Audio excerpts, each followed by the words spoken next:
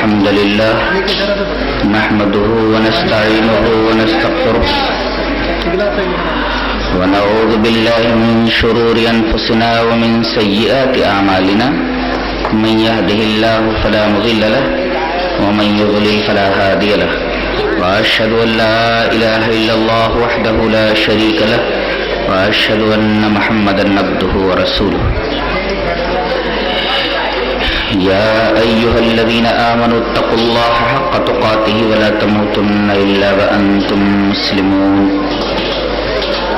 يا أيها الناس اتقوا ربكم الذي خلقكم من نفس واحدة وخلق منها زوجها وبث منهما رجالا كثيرا ونساء واتقوا الله الذي تساءلون به والأرحام إن الله كان عليكم رقيبا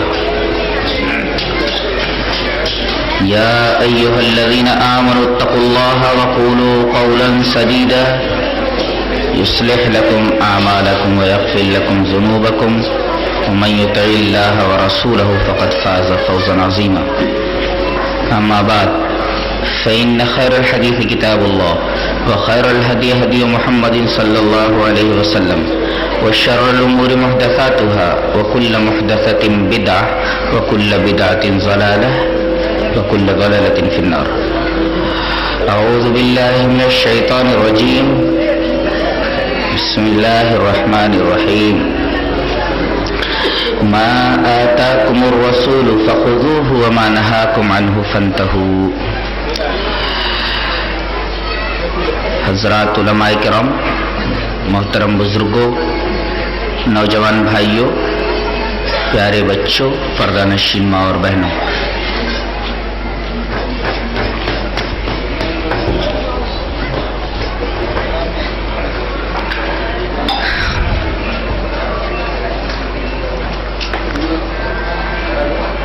سب سے پہلے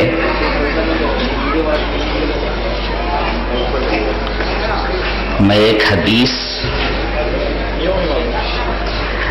آپ کے گوش گزار کر دوں، اس کے بعد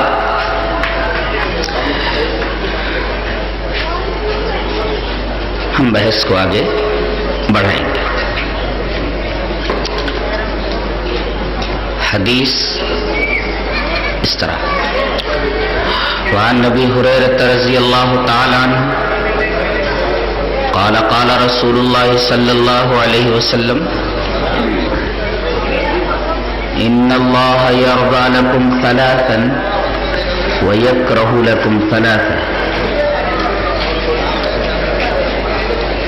فیرضى لکم ان تعبدوا اللہ ولا تشرکوا به شیئا وَأَن تَعْتَصِمُوا بِحَبْلِ اللَّهِ جَمِيعًا وَلَا تَفَرَّقُوا وَيَكْرَهُ لَكُمْ قِيلَ وَقَالَ وَكَثْرَةَ السُّؤَالِ وَإِضَاعَةَ الْمَالِ رواہ مسلم فی کتاب الاقضیہ۔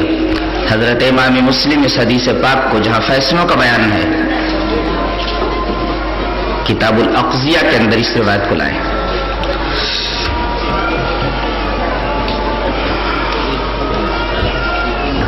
ترجمہ یہ ہے، حضرت ابو ہریرہ رضی اللہ تعالیٰ عنہ فرماتے ہیں کہ نبی کریم صلی اللہ علیہ وسلم نے ارشاد فرمایا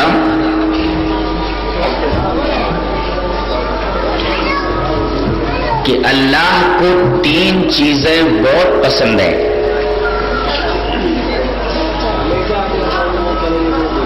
ان کو منع کرو، میرے خاموش بیٹھے ہیں، بھاگ جائیں یہاں سے، تم لوگ خاموش بیٹھو نہ اٹھ جاؤ یہاں سے۔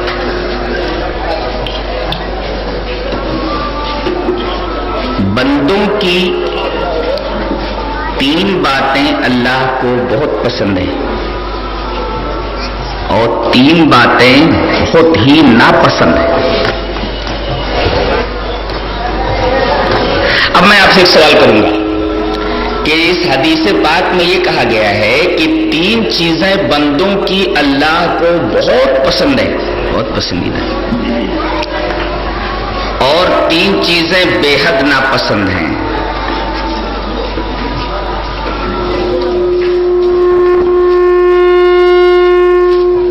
تو اب ہمیں کیا کرنا ہے؟ بندے کو کیا کرنا ہے؟ اللہ کو جو چیزیں بیویاں تو بہت ہوتی ہیں، کامیاب بیوی کسے کہتے ہیں؟ سکسیسفل وائف، کامیاب بیوی، کامیاب عورت. تو میں نے یہ جواب دیا تھا کہ کامیاب عورت وہ ہے جو اپنے شوہر کی پسند اور ناپسند کو سمجھ لے، یہ جاننے کی کوشش کرے، یہ جان لے کہ میرے شوہر کو کیا کیا پسند ہے اور کیا کیا ناپسند ہے، اور جان لینے کے بعد جو چیزیں شوہر کو پسند ہیں انہیں اختیار کرے اور جو چیزیں شوہر کو ناپسند ہیں انہیں ترک کر دے، کامیاب بیوی بن جائے گی. ایک کامیاب بیوی بننے کے لیے بہترین نسخہ ہے شوہر کی پسند اور ناپسند کو معلوم کر کے پسندیدہ چیزوں کو اختیار کرے، ناپسندیدہ چیزیں جو شوہر کے نزدیک ہیں انہیں چھوڑ دے، کامیاب بیوی بن جائے گی. ایسے ہی کسی بندے کو اگر کامیاب ہونا ہے، حقیقت میں بندہ بننا ہے، تو اسے چاہیے کہ اپنے معبود حقیقی کی پسند اور ناپسند کو دیکھے کہ میرا معبود حقیقی کن کن باتوں کو پسند کرتا ہے اور کن کن باتوں کو ناپسند کرتا ہے، تو پسندیدہ چیزوں کو اختیار کرے، ناپسندیدہ چیزوں کو چھوڑ دے، کامیاب بندہ بن جائے گا. اس حدیث میں وہی باتیں کہی گئی، بندے کی 3 باتیں اللہ کو بہت پسند ہیں اور 3 باتیں بہت ناپسند ہیں.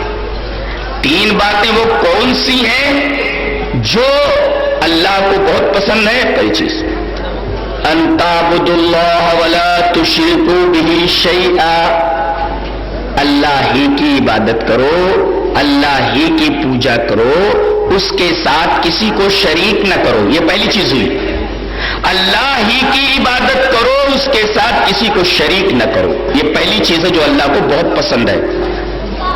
دوسری چیز وَأَنْتَعْتَصِمُوا بِحَبْلِ اللَّهِ جَمِيعًا، سب مل کر کے اللہ کی رسی کو مضبوطی سے تھام لو، یہ اللہ کو بہت پسند ہے.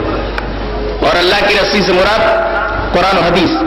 رسی سمجھتے کیسے بنتی ہے؟ پٹسن کی یا جوٹ کی ایک لڑی سے نہیں بنتی، بلکہ 2 لڑیاں لی جاتی ہیں، ایک اور اس کے بعد یہ ایسے، اس کے بعد یوں بٹائی ہوتی ہے اس کی، اس طرح. اب یہ بنتی ہے رسی، یہ دیکھیں اس کے لیے 2 لڑیاں ہیں. دیکھیں اس کا مطلب یہ ہوا رسی کے اندر، حبل کے اندر 2 چیزیں ہیں، قرآن اور حدیث. تو قرآن اور حدیث کو مضبوطی سے تھام لو، یہ دوسری چیز ہے جو اللہ کو بہت پسند ہے. اور تیسری چیز وَلَا تَفَرَّقُوا، فرقوں میں مت بٹ جاؤ، گویا کہ فرقوں میں نہ بٹنا یہ اللہ کو بہت پسند ہے، فرقوں میں بٹ جانا یہ اللہ کو بہت ناپسند ہے.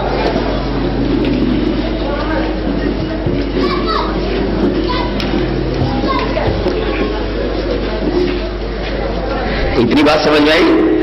فرقوں میں نہ بٹو تو اللہ کو یہ بات بہت پسند ہے، فرقوں میں بٹ جاؤ گے اللہ کو یہ بات بہت ناپسندیدہ ہے.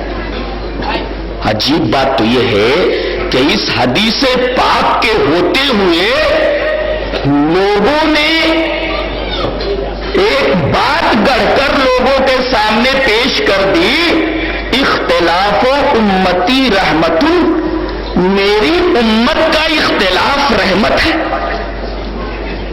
ایسا کیسے ہو سکتا ہے؟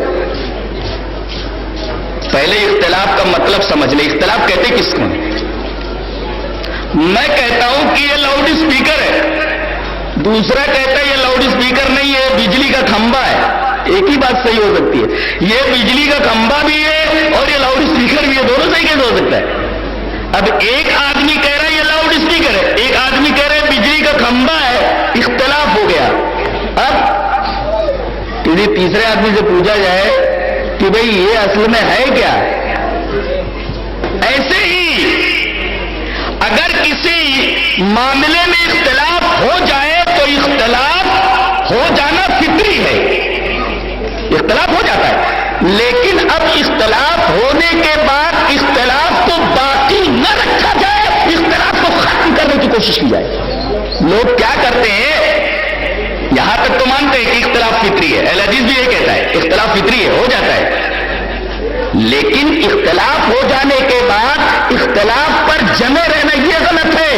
اختلاف کو ختم کرنے کی کوشش کرو. دلیل اس طرح، یا ایھا الذین آمنوا اطیعوا اللہ واطیعوا الرسول واولی الامر منکم فإن تنازعتم فی شیء فردوہ الی اللہ والرسول. اے ایمان والو، اطاعت کرو اللہ کی، اطاعت کرو رسول کی اور اولی الامر کی. اور اگر کسی بھی چیز میں اختلاف ہو جائے، جھگڑا ہو جائے، ایک کہتا ہے یہ ہے، ایک کہتا ہے یہ ہے، کسی بھی بات میں جھگڑا ہو جائے تو کیا کرنا؟ بس جھگڑے کو باقی رکھو؟ نہیں، فردوہ الی اللہ والرسول، اللہ اور اس کے رسول کی طرف اس مسئلے کو لوٹاؤ. قرآن حکیم خود کہتا ہے اختلاف کو باقی مت رکھو اور اختلاف کو ختم کرنے کی کوشش کرو، اور اختلاف ختم کرنے کا طریقہ بھی بتایا گیا، اللہ اور اس کے رسول کی طرف لوٹا دو، اختلاف ختم. یہ مطلب ہے. کیا بات معلوم ہوئی؟ پہلی بات، اختلاف فطری ہے، اختلاف ہو جاتا ہے. دوسری بات، اختلاف ہو جائے تو اختلاف کو باقی مت رکھو، اختلاف کو ختم کرنے کی کوشش کرو. اور دینی معاملے میں اختلاف اگر ہو جائے تو اس کا ایک ہی طریقہ قرآن نے بتایا ہے، فردوہ الی اللہ والرسول، اللہ اور اس کے رسول کی طرف اس مسئلے کو پلٹا دو، وہاں سے جو فیصلہ ہو جائے لے لو. تو اختلاف کو باقی نہیں رکھنا ہے، اختلاف کو ختم کرنا ہے. ختم کرنے کا طریقہ، مسئلے کو اللہ اور اس کے رسول کی طرف لوٹا دو.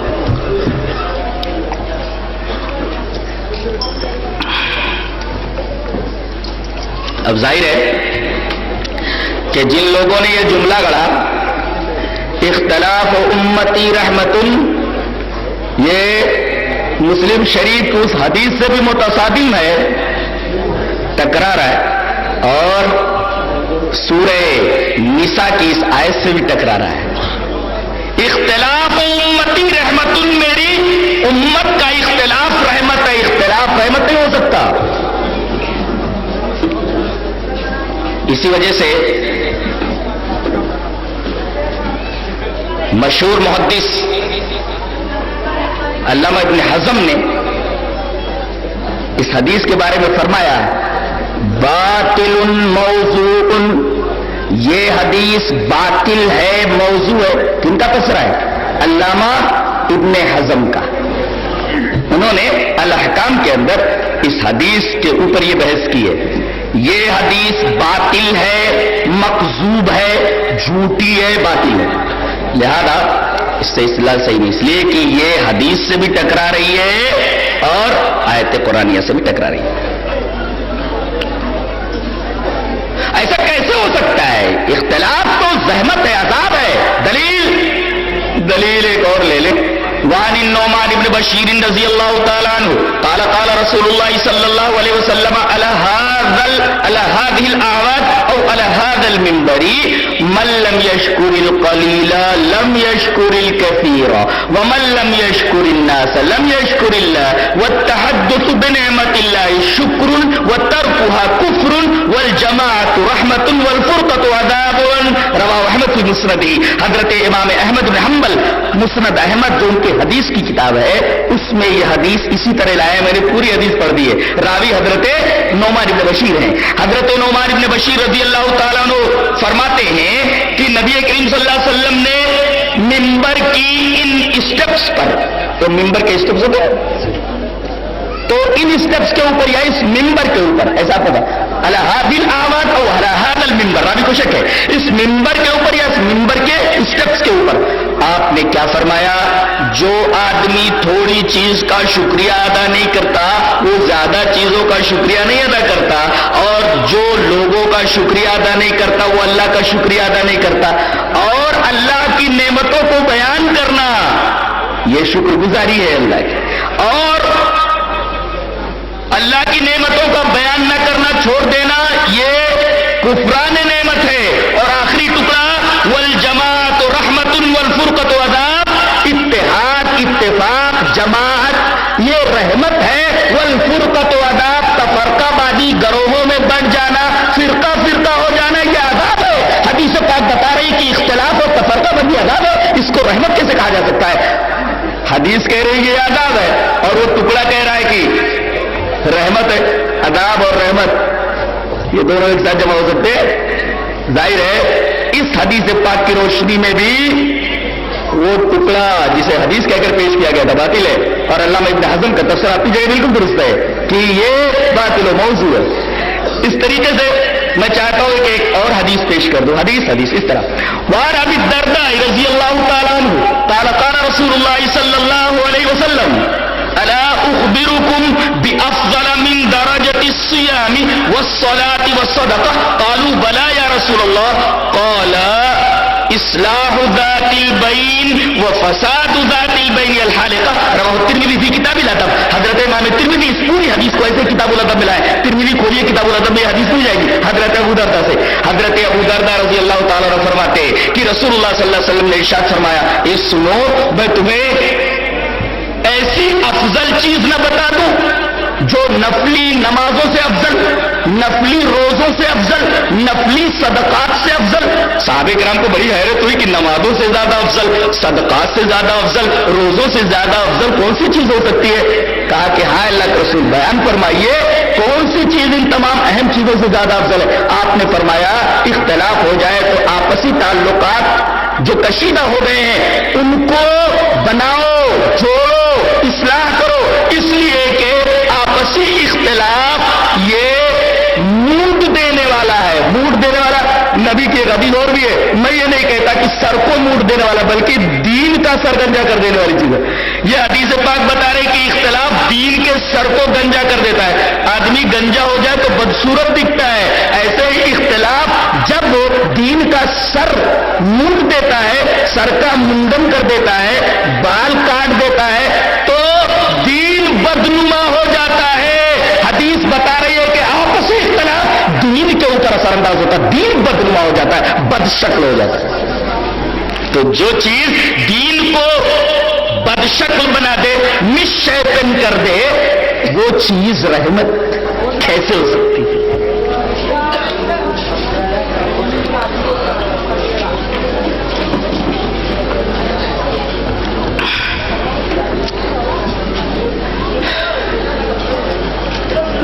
ایک بات بتاؤں، اختلاف ہوا کہ محرم کی 10ویں تاریخ عاشورہ کا دن یہ اس وجہ سے محترم ہے کہ اس دن کو حضرت حسین رضی اللہ تعالی عنہ کی شہادت میدان کربلا میں ہوئی۔ یقیناً نواسۂ رسول حضرت حسین رضی اللہ تعالی عنہ کے ساتھ بڑا ظلم ہوا، اور قیامت تک لوگ اس دکھ کو ایمان والے اپنے سینوں میں محسوس، اپنے دلوں میں محسوس کرتے رہیں گے۔ لیکن کیا یہ صحیح ہے کہ 10ویں تاریخ محرم کی اس وجہ سے محترم ہے کہ اسی دن کو 10ویں محرم کو حضرت حسین رضی اللہ تعالیٰ عنہ کی شہادت ہوئی؟ کچھ لوگ کہتے ہیں ایسا ہی ہے۔ کیا ایسا ہے؟ نہیں، ایسا نہیں ہے۔ قرآن کہتا ہے ان عدت الشہور عند اللہ 12 شہرا فی کتاب اللہ یوم خلق السماوات والارض منها 4 حرم۔ جب سے یہ کائنات بنی ہے، یوم خلق السماوات والارض، کائنات کی تخلیق کے وقت سے ہی مہینوں کی تعداد اللہ کے نزدیک 12 ہے۔ ان 12 مہینوں میں 4 مہینے حرام کے، قرآن حکیم نے خود کہہ دیا کہ 4 مہینے محترم ہے ازل سے۔ جب یہ ازل سے، جب کائنات بن رہی تھی تبھی سے محترم ہے، تو یہ مہینے 4 اللہ کے نزدیک کائنات بننے کے وقت ہی سے محترم ہے۔ اس کے اندر حرمت جو آئی ہے، محترم جو ہوا ہے حضرت حسین تو اس مہینے میں شہادت کی وجہ سے نہیں، بلکہ یہ تو قرآن حکیم کے بیان کے مطابق یہ یونیورس بن رہا تھا، یہ کائنات بن رہی تھی، اسی وقت سے محترم ہے۔ اچھا، مہینے کے احترام کا معاملہ تو قرآن نے حل کر دیا۔ ایک زید مہینے کی 10ویں تاریخ کیا ان کی شہادت کی وجہ سے باحرمت ہوئی ہے؟ نہیں، ایسا نہیں ہے۔ اب اس اختلاف کو ہم حدیث پاک سے حل کرتے ہیں، قرآن کی آیت کے پیش کرنے کے بعد۔ حدیث اس طرح، وعن ابن عباس رضی اللہ تعالی عنہما ان رسول اللہ صلی اللہ علیہ وسلم قدم المدینہ فوجدوا اليهود صيام يوم عاشوراء فقال لهم رسول الله صلی اللہ علیہ وسلم ما هذا اليوم الذي تصومونه قالوا هذا يوم عظيم انجى الله فيه موسى وقومه وغرق فرعون وقومه فصام موسى شكرا فنحن نصومه فقال رسول الله صلى الله عليه وسلم فنحن احق واولى بموسى منكم فصامه رسول الله صلى الله عليه وسلم وامر بصيامه رواه مسلم کی کتاب الصيام، جہاں روزوں کا بیان ہے مسلم شریف کتاب الصيام میں۔ یہ حدیث حضرت ابن عباس سے ایسے ہی موجود ہے۔ حضرت ابن عباس فرماتے ہیں کہ رسول اللہ صلی اللہ علیہ وسلم جب مکہ سے ہجرت کر کے مدینہ تشریف لائے تو آپ نے دیکھا کہ مدینہ میں جو یہودی رہ رہے ہیں وہ لوگ عاشورہ کے دن محرم کی 10ویں تاریخ کو روزہ رکھ رہے ہیں۔ فقال لهم رسول اللہ صلی اللہ علیہ وسلم، رسول اللہ صلی اللہ علیہ وسلم نے ان سے پوچھا ما هذا اليوم الذي تصومونه، اس دن کو تم لوگ روزہ کیوں رکھتے ہو؟ اب سوال یہ کہ نبی کو اگر غیب کا علم ہوتا تو آپ یہودیوں سے کوئی پوچھتے کہ اس دن کو تم روزہ کیوں رکھتے ہو؟ ما هذا اليوم الذي تصومونه، اس دن تم لوگ روزہ کیوں رکھتے ہو؟ یہ کون پوچھ رہا ہے؟ فقال لهم رسول اللہ صلی اللہ علیہ وسلم پوچھ رہا ہے، حدیث بتا رہی ہے یہودیوں سے۔ انہوں نے کہا هذا يوم عظیم، یہ بہت بڑا دن ہے۔ کیوں یہ بڑا دن کیوں ہے؟ انجى الله في موسى وقومه، اسی تاریخ کو عاشورہ کے دن محرم کی 10ویں تاریخ اللہ تعالی نے موسیٰ کو اور ان کی قوم کو بنی اسرائیل، بیر احمر کا معاملہ ہے، بیر احمر کا، نیل کا واقع نہیں ہے۔ تو موسیٰ نے اللہ کے شکریہ میں روزہ رکھا، اس وجہ سے ہم روزہ رکھیں۔ تو نبی کریم صلی اللہ علیہ وسلم فرمایا ہم زیادہ حقدار ہیں تم سے جو روزہ رکھیں۔ آپ نے خود 10ویں محرم کا روزہ رکھا اور صحابہ کرام کو حکم دیا کہ روزہ رکھو۔ تو 10ویں محرم کی حرمت جو ہوئی ہے، یہ دن جو بعظمت ہوا ہے، حدیث بتا رہی ہے کہ اس دن اللہ تبارک و تعالی نے موسیٰ کو اور ان کی قوم کو فرعون کے پنجے استبداد سے نجات دی تھی۔ انہوں نے اللہ کے شکریہ میں روزہ رکھا تھا، اس وجہ سے محترم حضرت حسین رضی اللہ تعالیٰ عنہ کی شہادت سے اس کی حرمت کا کوئی تعلق نہیں۔ حدیث نے اس مسئلے کو حل کر دیا ہے۔ جی چاہتا ہے ایک روایت یہاں مسئلے کے طور پر پیش کر دوں برسبیل تذکرہ، حدیث کی طرح۔ وعن ابی قتادہ رضی اللہ تعالی عنہ قال قال رسول اللہ صلی اللہ علیہ وسلم صيام يوم عرفة احتسب على الله ان يكفر السنة التي قبله والسنة التي بعده وصيام يوم عاشوراء احتسب على الله ان يكفر السنة التي قبله رواه مسلم في كتاب الصيام۔ حضرت امام مسلم اس حدیث پاک کو ایسے کتاب الصيام میں لائے، راوی حضرت ابو قتادہ ہے۔ وہ کہتے ہیں کہ رسول اللہ صلی اللہ علیہ وسلم نے ارشاد فرمایا کہ عرفہ کا روزہ اس کی فضیلت یہ ہے کہ 1 سال پہلے کے گناہوں کو 1 سال بعد کے گناہوں کو معاف کر دیتا ہے، اور یوم عاشورہ کا روزہ 10ویں محرم کا روزہ یہ 1 سال پہلے کے گناہوں کو معاف کر دیتا ہے۔ تو اگر کسی بات میں اختلاف پیدا ہو جائے تو ہمیں پلٹنا ہے قرآن کی طرف، ہمیں پلٹنا ہے حدیث کی طرف۔ اختلاف کو باقی نہیں رکھنا ہے، اختلاف کو حل کرنا ہے۔ یہ قرآن کہہ رہا ہے اور احادیث کہہ رہی ہے۔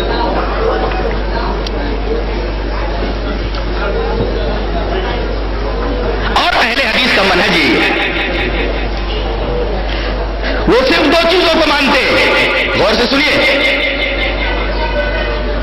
سورہ حشر میں کہا گیا، اللہ نے فرمایا میرا رسول جو دے دے اسے لے لو، جس چیز سے روک دے رک جاؤ، برابر۔ سوال یہ ہے کہ رسول نے امت کو کیا دیا کہ امت لے لے؟ اللہ فرما رہا میرا رسول جو دے دے لے لو۔ سوال یہ ہے کہ رسول نے امت کو دیا کیا؟ رسول جو دے وہی لینا ہے نا۔ سوال یہ کہ رسول نے ہمیں دیا کیا جو ہمیں لینا ہے؟ 2 چیزیں، دلیل اس طرح۔ وعن ابی ہریرہ رضی اللہ تعالی عنہ قال قال رسول اللہ صلی اللہ علیہ وسلم انی قد ترکت فیکم شیئین لن تضلوا بعدہما کتاب اللہ وسنتی ولن یتفرقا حتی یرد علی الحوض رواہ الحاکم فی المستدرک کی کتاب العلم. حضرت امام حاکم مستدرک علی الصحیحین میں کتاب العلم کے اندر یہ روایت انہی لفظوں میں لائے. راوی حضرت ابو ہریرہ ہے. حضرت ابو ہریرہ رضی اللہ تعالیٰ عنہ فرماتے کہ رسول اللہ صلی اللہ علیہ وسلم نے ارشاد فرمایا بے شک میں نے تمہارے درمیان دو چیزیں چھوڑ دی ہیں. only two things I have given you. میں نے صرف دو چیزیں تمہیں دی ہیں. only two things. ان کی کثرت فیکم شیئین شیئون من چیز شیئین دو چیزیں دی ہیں. اور آپ نے فرمایا ان دو چیزوں کو اگر تم مضبوطی سے پکڑے رہے تو گمراہ نہیں ہوگے. لن تضلوا بعدہما. ان دونوں کے بعد تم گمراہ نہیں ہوگے. وہ دونوں چیزیں کیا ہے؟ کتاب اللہ، اللہ کی کتاب اور میری سنت. اور یہ دونوں ایک دوسرے سے جدا نہیں ہو سکتے یہاں تک کہ میرے پاس ہاؤس میں آ جائے. اللہ نے فرمایا میرے رسول کو دے دے لے لو. سوال یہ ہے کہ رسول نے کیا دیا، امت کو لینا کیا ہے؟ حدیث بتا رہی ہے دو ہی چیزیں، کتاب اللہ اور سنت رسول. سوال پیدا ہوا، یہ الزام لگایا گیا کہ اہل حدیث اجماع کو نہیں مانتا. الزام یہ لگایا گیا کہ اہل حدیث قیاس کو نہیں مانتا. جی ان دونوں کو بھی مانتا ہے لیکن ایک شرط کے ساتھ. وہ دلیل پیش کرتا ہوں، شرط بھی پیش کرتا ہوں.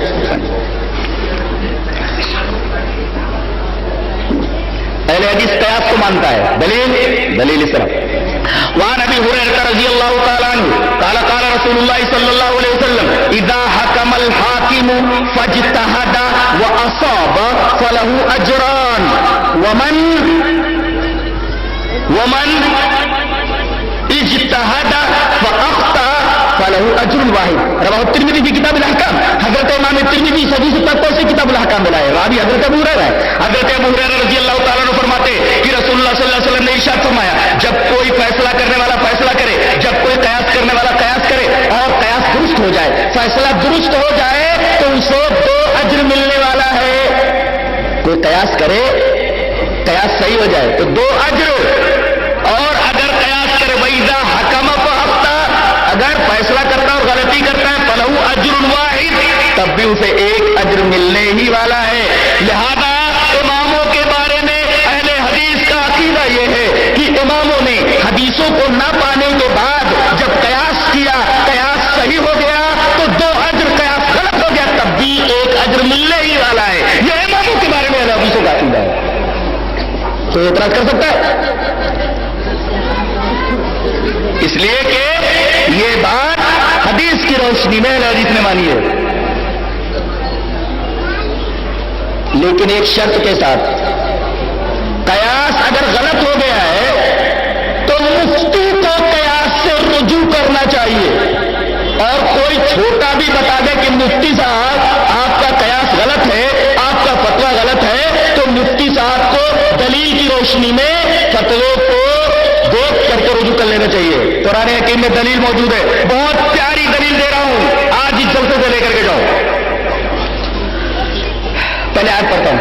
وَدَاؤُودَ وَسُلَيْمَانَ إِذْ يَحْكُمَانِ فِي الْحَرْثِ إِذْ نَفَشَتْ فِيهِ غَنَمُ الْقَوْمِ وَكُنَّا لِحُكْمِهِمْ شَاهِدِينَ فَفَهَّمْنَاهُ سُلَيْمَانَ إلى آخر الآية.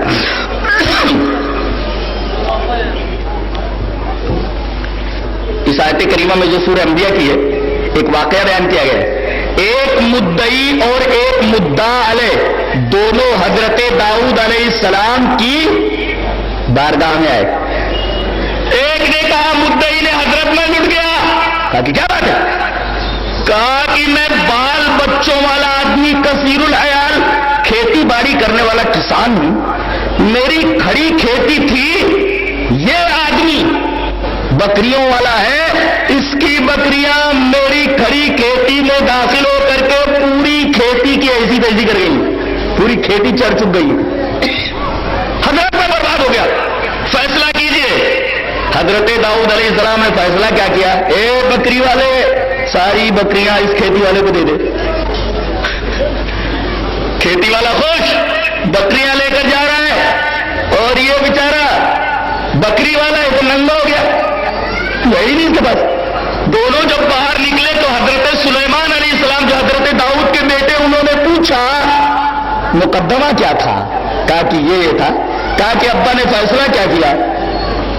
تو بیچارہ وہ جو بکری والا تھا کہا کہ کیا فیصلہ ہوا؟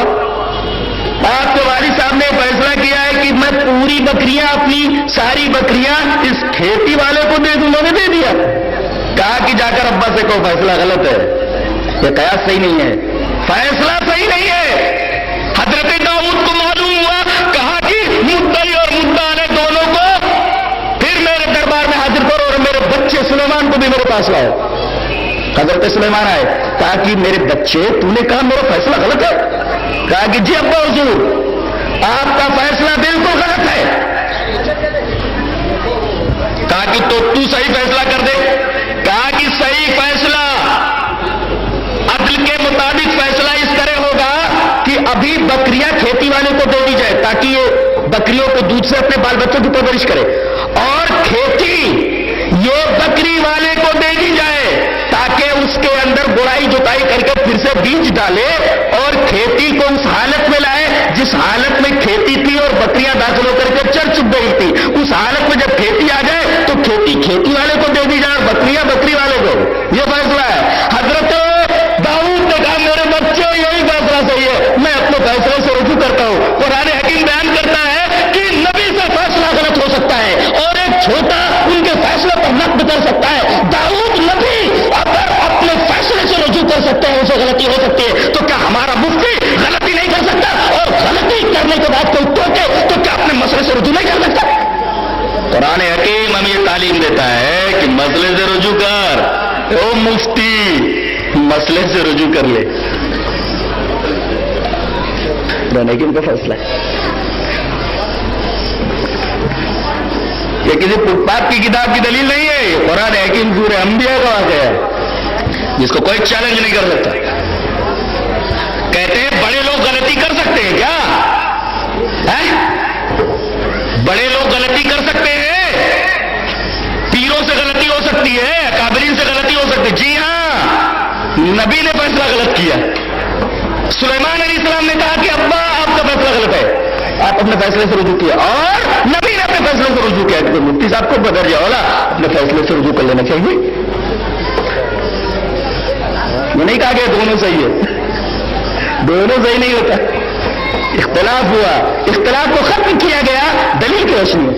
لہذا اہل حدیث دلیل کا متبع ہوتا ہے، وہ یہ نہیں دیکھتا کہ کتنا بڑا آدمی کہہ رہا ہے، ہم آدمی نہیں دیکھتے، ہم شخصیت نہیں دیکھتے، ہم ارے بند کر دو بھائی، ہم دلیل کی اتباع کرتے ہیں، نہ ہم قلت دیکھتے نہ ہم کثرت دیکھتے، نہ کوئی قداور شخصیت دیکھتے۔ اہل حدیث دلیل کا متبع ہوتا ہے، اور دلیل کیا ہے؟ صرف کتاب و سنت۔ اچھا، تو اعتراض یہ ہوا کہ اہل حدیث قیاس کو نہیں مانتا، قیاس کا ثبوت تو قرآن سے، قیاس کا ثبوت تو حدیث سے، لیکن شرط یہ ہے کہ مفتی نے جو قیاس کیا ہے وہ قرآن و سنت کے مطابق ہو۔ اگر قرآن و سنت کے خلاف قیاس ہم نہیں لیتے، قرآن و سنت کے مطابق ہو، قیاس کو لے لیا جائے۔ تو قیاس کو تو مانتا ہے اہل حدیث، حدیث کی روشنی میں کہتے ہیں اجماع کو نہیں مانتے۔ اچھا، ارے اعتراض کرنے والا اجماع کو نہیں مانتا، اہل حدیث تو سب سے زیادہ اجماع کا قائل ہے۔ دلیل اس طرح، وعن ابن عمر رضی اللہ تعالی عنہ ان رسول اللہ صلی اللہ علیہ وسلم قال ان اللہ لا یجتمع امتی او قال امت محمد علی ضلالۃ وید اللہ علی الجماعہ ومن شذ فی النار۔ رواہ الترمذی فی کتاب الفتن۔ حضرت امام ترمذی رحمہ اللہ اس حدیث پاک کو ترمذی شریف کتاب الفتن میں ایسے ہی لائے، راوی حضرت عبداللہ ابن عمر رضی اللہ تعالیٰ عنہ۔ حضرت عبداللہ ابن عمر رضی اللہ تعالیٰ عنہ فرماتے ہیں کہ نبی کریم صلی اللہ علیہ وسلم نے ارشاد فرمایا کہ اللہ تبارک و تعالیٰ میری امت کو یا محمد کی امت کو گمراہی کے اوپر جمع نہیں کر سکتا، اور اللہ کا ہاتھ جماعت کے اوپر ہوتا ہے، جو جماعت سے کٹا وہ جہنم میں پڑ گیا۔ اس کو امام ترمذی کتاب الفتن میں لایا۔ یہ روایت بتا رہی ہے کہ اللہ تعالیٰ امت محمد کو، رسول اللہ صلی اللہ علیہ وسلم کی امت کو ضلالت کے اوپر جمع نہیں کرے گا، یعنی کسی بات پر صحابہ کرام کا اجماع ہو جائے، کسی بات پر فقہا کا اجماع ہو جائے، کسی بات پر علماء اسلام کا اجماع ہو جائے تو وہ حجت ہے اس حدیث پاک کی روشنی میں۔ لیکن شرط یہ ہے کہ اجماع ثابت ہو، صرف دعویٰ نہ کیا گیا ہو۔ بہت سارے اجماع کے دعوے بالکل غلط ہیں، صرف دعویٰ ہے، اگر سچ مچ ثابت ہو جائے کی روشنی میں اجماع کو تسلیم کر لیا جائے. تو گویا قیاس کا ثبوت حدیث سے ہم نے دے دیا، قیاس کا ثبوت حدیث سے ہے، لیکن شرط یہ ہے کہ وہ قیاس قرآن و سنت کے اصولوں سے متصادم نہ ہو. اور اجماع کا بھی اہل حدیث قائل ہے، شرط یہ ہے کہ وہ اجماع ہو، ثابت شدہ ہو، محض دعویٰ نہ ہو. اب میں ایک اجماع پیش کر رہا ہوں. تہذیب الاسماء واللغات کے اندر لکھا ہوا ہے اجمعت الامت علی صحت هذین الکتابین ووجوب العمل باحادیثہما. تمام امت کا اس بات پر اجماع ہے کہ مسلم شریف اور بخاری شریف کی تمام حدیثیں صحیح ہیں اور بخاری اور مسلم کی تمام حدیثوں کے اوپر عمل کرنا واجب ہے. بتائیے جب اس بات پر اجماع ہے تو جو لوگ بخاری کے اوپر تنقید کرتے ہیں اور یوں کہتے ہیں پڑھتا ہے بخاری جو بلا عشق محمد، آتا ہے بخار اس کو بخاری نہیں آتی، اس طریقے کی بات جب کرتے ہیں تو وہی لوگ اجماع کے قائل نہیں ہیں. اس لیے کہ بخاری کی حدیثوں کے اوپر اعتراض کرنا در حقیقت اجماع کا انکار کرنا ہے. اس لیے کہ تہذیب الاسماء واللغات کے اندر یہ بات بیان کی گئی اجمعت الامت، امت کا اس بات پر اجماع ہے. کس بات پر؟ علی صحت هذین الکتابین، ان دونوں کتابوں کی صحت پر، مسلم اور بخاری کی صحت کے اوپر اجماع ہے. اور وہ وجوب العمل باحادیثہما، اس بات پر بھی اجماع ہے کہ بخاری اور مسلم کی تمام حدیثوں کے اوپر عمل کیا جائے، ضروری ہے عمل کرنا. کوئی آدمی نہ کرے تو وہ اجماع کا منکر ہے. تو اجماع کے منکر وہ ہے کہ ہم ہیں. تو بنیادی طور پر اہل حدیث قرآن اور سنت کو مانتا ہے اور اس قیاس کو مانتا ہے جو قرآن اور سنت کے تابع ہے، اس اجماع کو مانتا ہے جو اجماع ثابت شدہ ہو، محض دعویٰ نہ ہو. لہٰذا یہ پروپیگنڈا اہل حدیث قیاس کو نہیں مانتا، اہل حدیث اجماع کو نہیں مانتا، قیاس کو نہیں مانتا تو انڈے کو حلال کر کے بتائے. قیاس اب قیاس کو مانتا ہے نا تو انڈے کو قیاس سے ثابت کر لو، جبکہ انڈے کی حلت حدیث سے ثابت ہے، اس کو قیاس سے حلال کرنے کی ضرورت نہیں ہے، ثابت کر.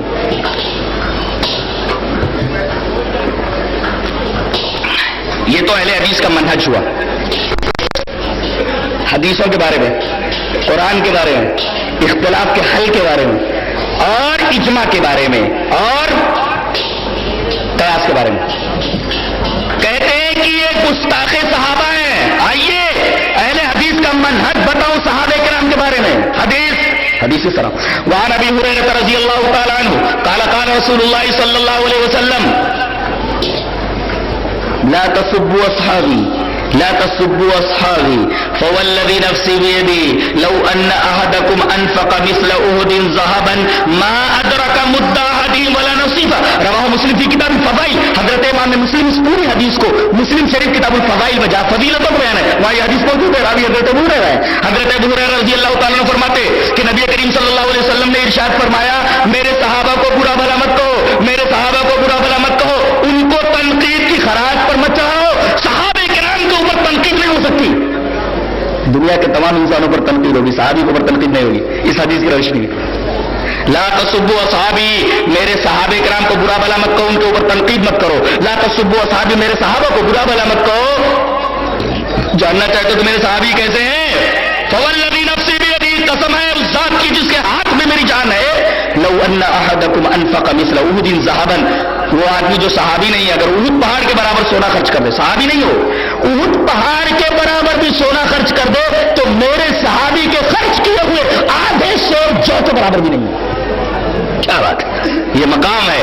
یعنی صحابہ کرام، کوئی صحابی اگر احد پہاڑ کے برابر ہے تو پیر صاحب آدھے سیر جو کے برابر ہے، امام صاحب آدھے سیر جو کے برابر ہے. یہ موازنہ ہے، یہ کمپیریزن ہے. کہاں احد پہاڑ، کہاں آدھا سیر جو.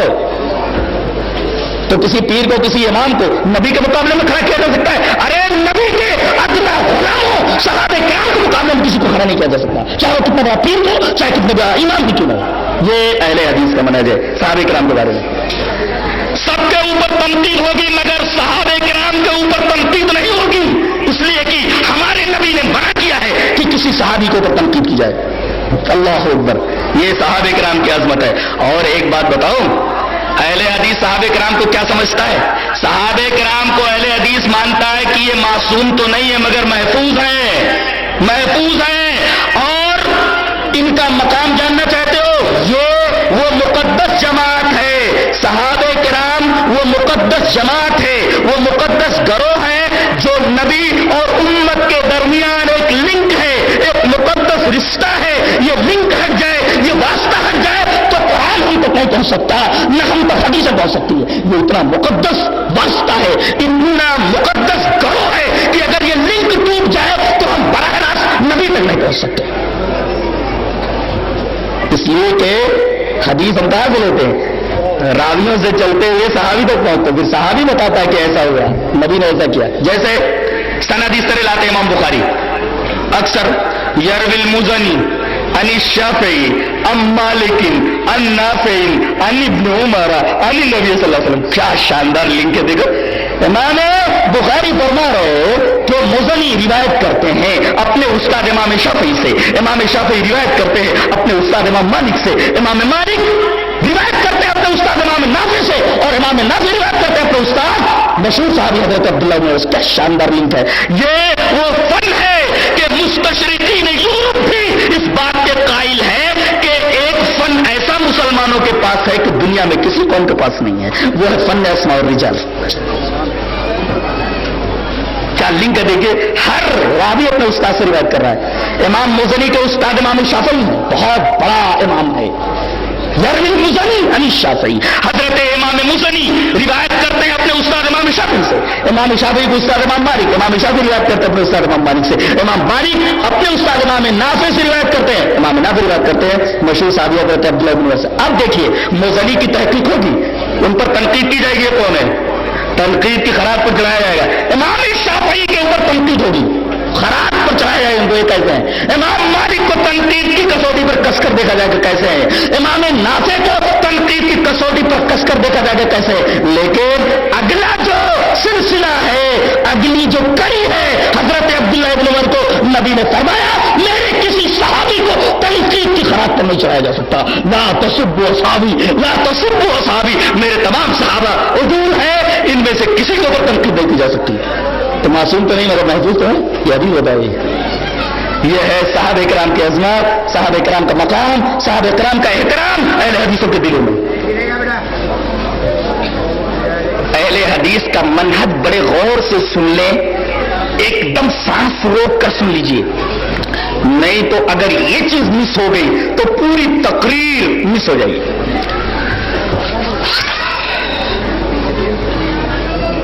اب میں ٹھہر کر ایک بات بولنا چاہتا ہوں، دیکھو بڑے غور سے سنو. Pin drop silence. یہ صحابی کون ہیں؟ ان کو تنقید کی خراب پر نہیں رکھا جا سکتا، تنقید سے بالا پر رہیں گے. اتنی مقدس جماعت ہے کہ اگر یہ درمیان سے ہٹ جائے تو ہم قرآن تک نہیں پہنچ سکتے، ہم احادیث تک نہیں پہنچ سکتے. اس لیے کہ کسی حدیث کا آخری سلسلہ ہوتے ہیں، یہ آخری کڑی ہوتی ہے. کیسے ہم پہنچیں گے نبی تک صحابہ کرام کے توسط کے بغیر؟ اتنی شاندار جماعت ہے. لیکن ایک حدیث پاک سنو پہلے، ایک حدیث پاک، اس کے بعد یہ لیکن کا جواب. حدیث اس طرح: وعن ابن شهاب ان سالم بن عبد الله حدثه انه سمع رجلا من اهل الشام وهو يسأل عبد الله بن عمر عن التمتع بالعمرة الى الحج فقال عبد الله بن عمر هي حلال فقال الشامي ان اباك قد نهى عنها فقال عبد الله بن عمر ارايت ان كان ابي نهانا وصنعها رسول الله صلى الله عليه وسلم امر ابي يتبع ام امر رسول الله صلى الله عليه وسلم فقال الرجل بل امر رسول الله صلى الله عليه وسلم فقال لقد صنعها رسول اللہ صلی اللہ علیہ وسلم رواه الترمذی فی کتاب الحج. حضرت امام ترمذی حدیث پاک کو ایسے کتاب الحج کے اندر لائے. پوری روایت پر پڑھ دیں کتاب الحج کے اندر روایت غلام ابن شہاب سے، پوری روایت اسی طریقے سے آدھے صفحے کے اوپر پہلی ہوئی ہے. تقریر کرنا لوگ تو بہت آسان ہے، بہت مشکل ہے، بہت مشکل کام ہے. دنیا کا مشکل ترین فن ہے خطابت. جی کہتے ہیں کہ ایک آدمی سیریا سے آیا، شام سے. سمع رجل من اہل الشام، سیریا سے آیا. پوچھا عبداللہ ابن عمر کا گھر کہاں ہے؟ بولے سامنے جاؤ. آئے. السلام علیکم. وعلیکم السلام. حضرت میں سیریا سے آیا ہوں، شام سے. ارے بولے سیریا سے مدینہ؟ بولے کیا بات ہے؟ اب موبائل تو تھا نہیں، فون تو تھا نہیں، مسئلہ پوچھنا ہے. सफर करना ही है। जमा की हुई हदीसें पढ़ रहे हैं हम, बुखारी मुस्लिम। मेहनत किसने की है? मुहद्दिसीन ने, अइम्मा ने मसाइल का इस्तिखराज किया है। हमारे नजदीक मुहद्दिसीन भी मुहतरम और तमाम की तमाम इमाम मोहतरम। कौन कहता है हम गुस्ताख अइम्मा? तो इल्जाम है हमारे ऊपर, गलत प्रोपेगेंडा है ये। जो लोग गलत प्रोपेगेंडा ये कर रहे हैं, दर हकीकत वो शैतान की साजिशों का शिकार हैं। अहले हदीस अल्हम्दुलिल्लाह इन तमाम एतराज़ात से बरी है। कहा कि क्या पूछने आए हो? कहा कि हजरत एक मसला पूछना है। कहा कि पूछो। कहा कि हज तमत्तो करना कैसा है? हज तमत्तो कब जायज है? यह हलाल। फकाल अब्दुल्लाह इब्न उमर यह हलाल, हज तमत्तो करना जायज है। अच्छा, अब उस पर मुआरजा कर रहा है। क्या कर रहा है? लेकिन आपके अब्बा हजरत उमर ने हज तमत्तो से मना किया है। इन्ना अब्बा का कद नहा अनहा, आपके अब्बा ने हजरत उमर ने हज तमत्तो से मना किया, आप कहते जायज है। अब देखिए हजरत अब्दुल्लाह इब्न उमर क्या पढ़ा, सुन, अराइता इन काना अबी नहा अनहा व सनाहा रसूलुल्लाह सल्लल्लाहु अलैहि वसल्लम। सुन, मेरे बाप ने मना किया है हज तमत्तो से, लेकिन रसूलुल्लाह सल्लल्लाहु अलैहि वसल्लम ने उसे करने की इजाजत दी है। तो अब बोल, अमरो अबीयुत्तबो अम अमरो रसूलुल्लाह सल्लल्लाहु अलैहि वसल्लम। ये दो चीजें तेरे सामने, एक साइड में एक तरफ मेरे बाप उमर की बात है, उनका हुक्म है, और दूसरी तरफ मेरे नबी की बात है। अमरो अबीयुत्तबो अम अमरो रसूलुल्लाह सल्लल्लाहु अलैहि वसल्लम। मेरे बाप की बात मानी जाएगी, उमर की बात मानी जाएगी कि रसूलुल्लाह सल्लल्लाहु अलैहि वसल्म की? शामी ने क्या कहा? भला रसूलुल्लाह सल्लल्लाहु अलैहि वसल्लम। सीधी सी बात है, रसूलुल्लाह सल्लल्लाहु अलैहि वसल्लम की बात मानी जाएगी, आपके अब्बा हजरत उमर की नहीं। तो हजरत अब्दुल्लाह इब्न उमर ने पाया कि रसूलुल्लाह सल्लल्लाहु अलैहि वसल्लम ने इसे करने की इजाजत दी है। बात खत्म हो गई। हदीस पाक बता रही है कि इतना मुकद्दस ग्रोह है, इतने बड़े लोग हैं, सहाबी से बड़ा कोई होता ही नहीं है, लेकिन इतनी बड़ी शख्सियत की बात अगर कौले रसूल से टकरा जाए, फेले रसूल से टकरा जाए, तो इसकी बात नहीं ली जाती। ये मनहजे अहले हदीस है, सहाबे किराम के बारे में, हदीस लेने के बारे में। किसी को एतराज है? अगर एतराज करता इस हदीस के जवाब देकर के बताए। ऐसा नहीं है कि टुकड़ा पढ़ता, पूरी हदीस पढ़ करके बताइए। इसका एक हदीस पढ़ करके सुना दे, सारा नशा का दूर हो जाता। पता क्या चला? एक तरफ सहाबी की बात, दूसरी तरफ जनाब मोहम्मद रसूलुल्लाह सल्लल्लाहु अलैहि वसल्लम की बात। किसकी बात मानी जाएगी? बाज लोग कहते हैं रफुल यदैन न किया जाए तो नमाज हो जाती है कि नहीं हो जाती? होती है कि नहीं? आमीन भी जहर न किया जाए नमाज हो जाती, सीने पर नियत तबा दिया नमाज हो जाती। हमें इससे बहस नहीं होती है कि नहीं होती? एक हदीस सुनाएंगे हम, बस इसके जवाब में एक हदीस सुनाएंगे हम, इसलिए कि हर सवाल के जवाब में हमारे पास रसूल की बात है, हम तो दलील के मुत्तबे। दलील इस तरह, अन हुज़ैफा रज़ियल्लाहु तआला अन्हु अन्नहु रआ रजुलन ला युतिम्मु रुकूअहु वला सुजूदहु फलम्मा क़दा सलातहु क़ाल लहु हुज़ैफा मा सल्लैता व अहसिबहु क़ाल लौ मुत्ता अला गैरि सुन्नति मुहम्मदिन सल्लल्लाहु अलैहि वसल्लम। रवाहुल बुखारी फी किताब अस्सलाह। हजरत इमाम बुखारी हदीस पाक को ऐसे किताब अस्सलात में लाए, रावी हजरत हुज़ैफा रज़ियल्लाहु तआला अन्हु। हजरत हुज़ैफा रज़ियल्लाहु तआला अन्हु फरमाते हैं कि एक आदमी मस्जिद में नमाज पढ़ रहा है, सिर्फ इतनी गलत हरकत कर रहा है कि रुकू सजदे बराबर नहीं कर रहा है। ला युतिम्मु रुकूअहु वला सुजूदहु, न सजदा बराबर कर रहा है और न रुकू बराबर कर रहा है। हजरत देख रहे, नमाज पढ़ चुका तो बुलाया, चल इधर आओ, क्या कर रहे थे? मैं नमाज पढ़ रहा था, तुम तो उसल्ली नमाज पढ़ रहा था। बोले मा सल्लैता, अरे कहते तुमने नमाज ही नहीं पढ़ी। बताइए, रुकू और सजदे बराबर नहीं कर रहा था, जिसको एतदाल कहते हैं। इमाम शाफी के नजदीक एतदाल फर्ज है, सीधे रुकू से उठते हुए खड़े हो जाइए, यहां तो सीधे खड़े हो जाओ, एतदाल फर्ज है इमाम शाफी के नजदीक, नहीं तो नमाज नहीं होती। और वही बात अगर तो उजागर नहीं कही है, ला युतिम्मु रुकूअहु वला सुजूदहु, न रुकू बराबर कर रहा था ना सजदे बराबर कर, कौवे के चोंच की तरह मुंडी नीचे ले जा रहा, उठा रहा है। नमाज पढ़ चुका तो बुलाया, क्या कर रहा था? बोले नमाज पढ़ा था। बोले मा सल्लैता, तो नमाज नहीं पढ़ी। और आपने आगे फरमाया लौ मुत्ता, अगर तू ऐसी नमाज पढ़ते हुए मर गया ना तो तेरी नमाज हुई कि नहीं हुई वो मुझे पता नहीं। मुत्ता अला गैर सुन्नत मोहम्मद, कम से कम तेरी मौत तो सुन्नत रसूल पर नहीं हुई। مجھے بتا دو، یہ جواب دینا ہے آپ کو، ہوتی ہے کہ نہیں ہوتی، اس سے بحث نہیں ہے، ہمیں وہی جواب دینا ہے تو حضرت حذیفہ نے دیا ہے. لو متا، اگر تم ایسی نماز پڑھتے ہوئے مر گیا جو رسول سے ثابت نہیں ہے تو کم سے کم تیری موت سنت محمد صلی اللہ علیہ وسلم پر پڑے ہوگی. لو متا علی غیر سنت محمد صلی اللہ علیہ وسلم، محمد کی سنت پر تو موت رہے گی، محمد صلی اللہ علیہ وسلم کی سنت کے علاوہ پر تیری موت ہو سکتی ہے. یہ حدیث پاک بخاری شریف کتاب الصلاۃ میں موجود ہے، کھول کر دیکھ لیا جائے.